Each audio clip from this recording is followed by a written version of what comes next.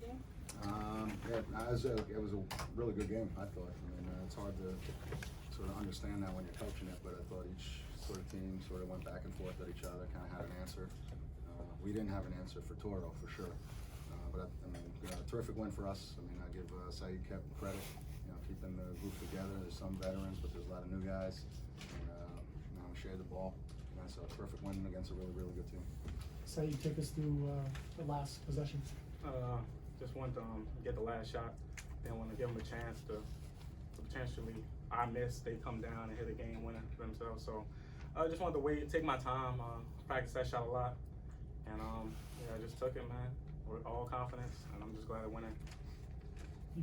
I imagine you've had some opportunities over your career, late in games. Where does this stand for you? It's definitely a confidence booster. A lot of the late games over my career we lost, and I missed the game-winning shot more than making it.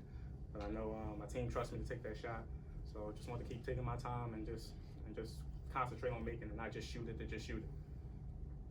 Saeed, how much more confident and comfortable have you gotten at going to your left and being able to, like your last two shots tonight, the one in the lane and then the fadeaway?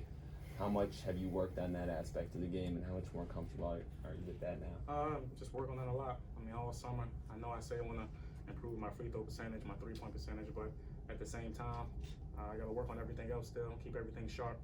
So I just keep my confidence up. I know I can go either way. No teams try to force me one way or another. Just to keep my confidence up. Mike, in that last time out, it was all for Saeed, I imagine, or what were the options? Yeah, well, I mean, Saeed mentioned that, he's had the ball in his hands, several times.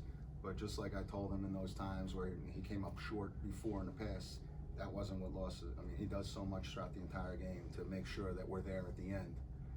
And there's no way that I'm not, going back to him. It doesn't matter what happens. He's going to get it. He's going to make the play. And he puts in so much work on his game. And you saw it again, William and Mary, he's hitting, hitting, those pull-ups, mid-range and all that kind of stuff. So he puts in the work.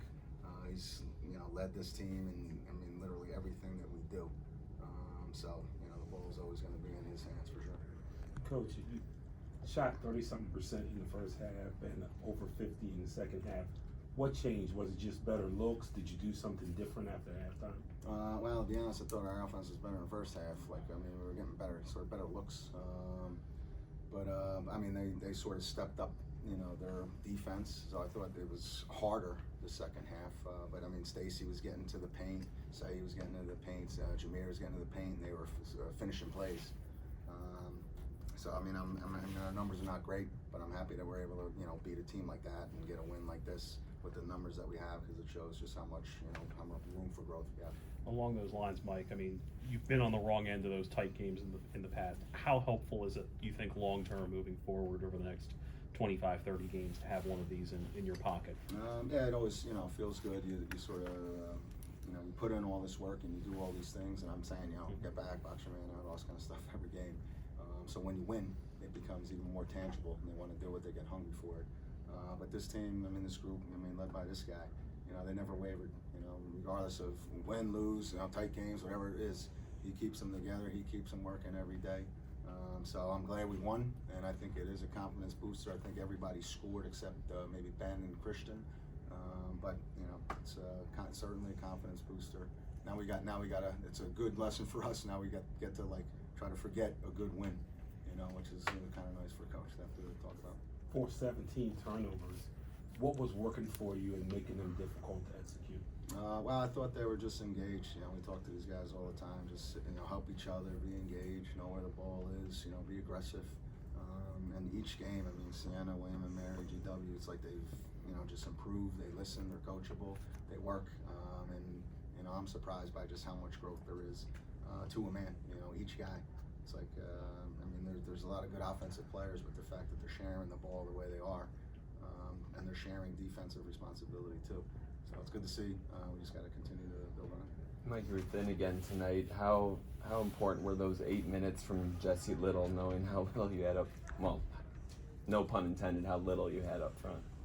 Yeah. So I probably should have tried him against William and Mary. you know. But I give Jesse credit. He didn't play, you know, the first 2 games, but that, you know, his effort never wavers. He continues to prepare himself, and it showed up tonight. You know, you don't know when you're going to get your shot, and he got it tonight, and he was ready for it, and he gave us a big boost, and now that gives me confidence to, you know, continue to you know, go to him going forward. So I was so happy for Jesse, and I know the team was too. Mike, you mentioned Toro a little bit earlier. Had a game similar to this the last time out. Yeah. What is he doing right now that's just impressing you? I'll be aggressive. I mean, he's I mean, for a big guy to move that way and to be that aggressive, you know, it's hard to get big guys to do that. So he's a handful. You know, I told Mark, hey, you know, you did the best you could, whatever, keep growing, but learn from it. But I also told Mark that a lot of it has to do with how we coach. You know, we don't want to give up threes, so we're giving him less help. So it's almost on him, and that's, I mean, he's a monster down there. So it's hard. It's a one-on-one battle. You're not going to win too many times, but so hopefully, you know, we'll give Mark help, you know, more in the future for sure. Coach, Kelton Samore and Jack Sorensen, they weren't listed on the roster tonight. Are they still on the team? What was their status? Yeah, well, there's sort of like separate issues for each of them. So Kelton, you know, won't be with the program with us any longer, and most likely the same for Jack. But you know, I talked to this group, and you know, the main core guys that are, you know, that are here, that are making us win, that have been working, are here, and it doesn't change a whole lot for us. Are Marvin and YY, how close are they to returning? You know, closer. I mean, they're there. I don't know if they'll be ready for St. Francis, but we're lucky we have a big break after St. Francis, and hopefully they'll be ready to go after that. Coach, looking ahead to St. Francis, we thought all about how you're going to stop Keith Braxton. No, I don't think.